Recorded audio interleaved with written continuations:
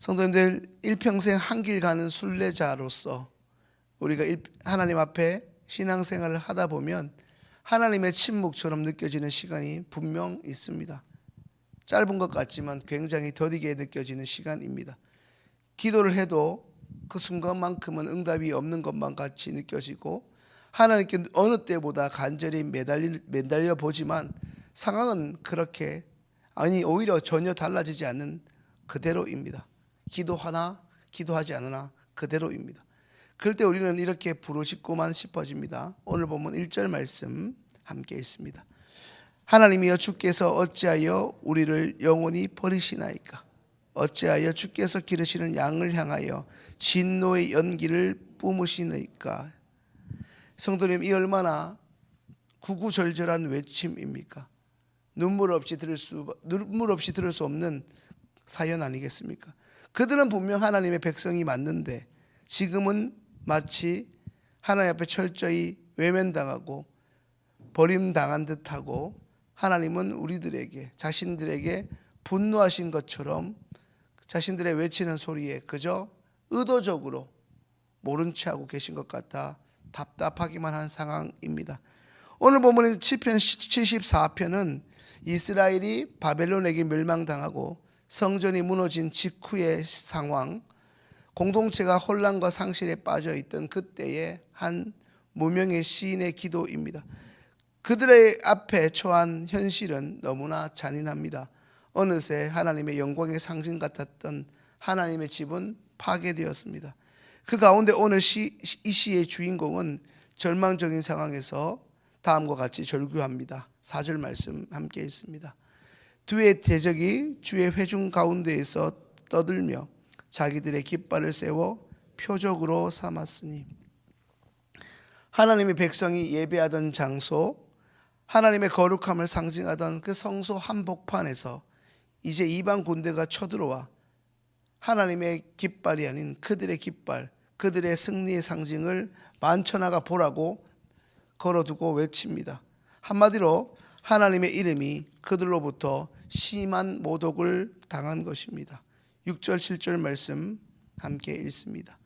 이제 그들이 도끼와 철퇴로 성소의 모든 조각품을 쳐서 부수고 주의 성소를 불사르며 주의 이름이 계신 것을 더럽혀 땅에 엎었나이다. 성도님들, 방금 본문 6절과 7절에서 말씀하고 있는 이 장면은 단순한 건물이 무너졌음을 의미하지 않습니다. 이것이 가리키는 바는 하나님과의 만남의 자리, 하나님의 임재의 상징, 하나님과 이스라엘 백성의 그 언약의 중심이 이제 완전히 철저히 무너지고 파괴된 것을 말씀하는 것입니다. 무엇보다 더욱 더 깊은 절망은 그 모든 무너짐과 쓰러져 내림 앞에 하나님께서 우리에게 그 어떠한 말씀도 어떠한 관여도 하지 않으시고 있다는 사실입니다. 그냥 네 마음대로 살아보라는 것입니다. 나는 너와 상관없다는 것입니다. 몇 번 말씀드렸지만 구약의 특별 선지서에서 이스라엘 백성이 패역하고 완악했을 때 하나님은 단 한마디만 하십니다. 노암미, 너는 더 이상 내 백성, 내 자식이 아니라는 것입니다. 이것이 사실 충격이요 우리에게 절망입니다. 이제 더 이상 하나님과 우리에게 하나님에게 우리는 더 이상 아무런 존재가 아닌 것입니다. 이제 9절 말씀 함께 읽습니다. 우리의 표적은 보이지 아니하며 선지자도 더 이상 없으며 이런 일이 얼마나 오랬는지 우리 중에 아는 자도 없나이다. 가뜩이나 힘든데 더 힘든 것은 이 고통의 시간이 앞으로 얼마나 더 이어질지 가늠할 수 없다는 것이 더 무겁게 느껴지는 것이죠. 이제 더 이상 하나님의 진리의 말씀이 우리에게 선포되지도 않고 우리 귀에 들리지 않는 상황입니다. 하나님, 이 일이 도대체 언제까지입니까? 라는 물음에 누구 하나 선뜻 대답하지 못합니다. 이것이 이스라엘 백성 그들에게 찾아온 신앙에 있어 가장 깊은 밤입니다.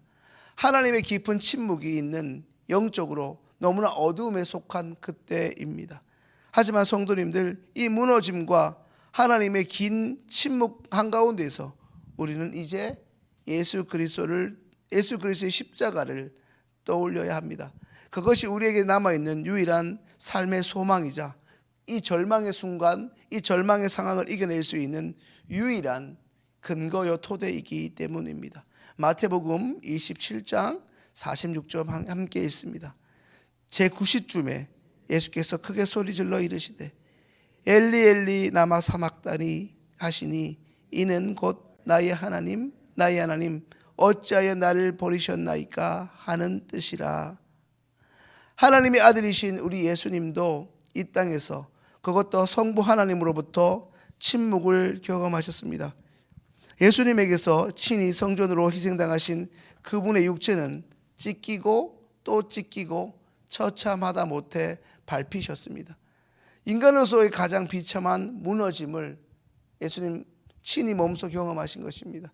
그러나 성도님들, 그 침묵은 이미 우리가 잘 아는 바로 하나님의 외면이 아니라 우리를 구원하기 위한 침묵이었습니다. 이제 요한복음 2장 19절 말씀 함께 읽습니다. 예수께서 대답하여 이르시되 너희가 이 성전을 헐라 내가 사흘 동안에 일으키리라. 성도님들, 예수님은 자신의 몸을 가리키며 말씀하셨습니다. 이제는 더 이상 인간 눈에 보이는 건물이 아닌 예수 그리스도께서 친히 하나님을 예배하는 모든 자들의 참 성전이 되실 것입니다. 분명 십자가는 죽음이라는 일종의 무너짐이었지만 동시에 부활은 하나님의 능력으로 친히 새로 세우신 하나님의 성전이었습니다. 성도님들, 혹시 언제부터인지도 기억조차 할 수 없는 그 깊은 터널을 갖기만 한 하나님의 침묵, 하나님의 고통을, 하나님이 주시는 고통을 경험하고 계십니까? 일상 속에서 우리는 경제적, 신체적 무너짐을 심각하게 경험하고 있고 도무지 하나님의 기도의 응답은 언제가 될지 기약조차 없는 것 같아 밤이 지나고 아침이 돌아오는 것이 사실 별로 달갑지 않은, 그로 인해 점점 지쳐가는 그런 하루하루를 지금 보내고 계시지는 않습니까? 이제 오늘 본문 11절 말씀 읽겠습니다. 주께서 어찌하여 주의 손, 주의 오른손을 거두시나이까? 주의 품에서 손을 빼내시어 그들을 멸하소서. 그럼에도 불구하고 우리의 고된 상황과 고통스러운 삶의 상황이 어떠하든지, 그럼에도 불구하고 오늘 시인은 하나님께 다시 손을 하나님께서 우리를 향하여 다시 구원의 손을 펴시기를 간구하고 또 기도하고 있습니다. 그 믿음의 기도는 이제 예수 그리스도 안에서 응답되었습니다. 하나님은 그 손을 다시 펴셨고 부활로, 그리고 교회로, 복음으로 새로운 하나님이 친히 성전을 세우셨습니다. 모든 것이 무너져 내려버린 것 같아 지금 이 순간에도 우리 하나님은 그런 절망의 상황에서 다시 한번 우리 삶에 손을 대기 시작하십니다. 아니, 쉬지 않고 사실상 일하고 계셨는데 우리가 인지하지 못했을 뿐입니다. 이미 우리가 잘 알고 있듯이 그분은 쉬지도 졸지도 주무시지도 않으시기 때문입니다. 무너진 예배의 자리도, 지쳐버린 우리의 몸과 마음도, 그리고 결코 만만치 않은 공동체 안에도 우리 하나님의 손이 다시금 임하시면 놀랍게 다시 세우실 줄로 믿습니다. 성도님들, 오늘 우리는 시편 74편의 이 기도를 그대로 따라하면서도 이제는 다시 한번 예수 그리스도 안에서 새롭게 세우실 그날을 소망 중에 바라보아야 하는 사람입니다.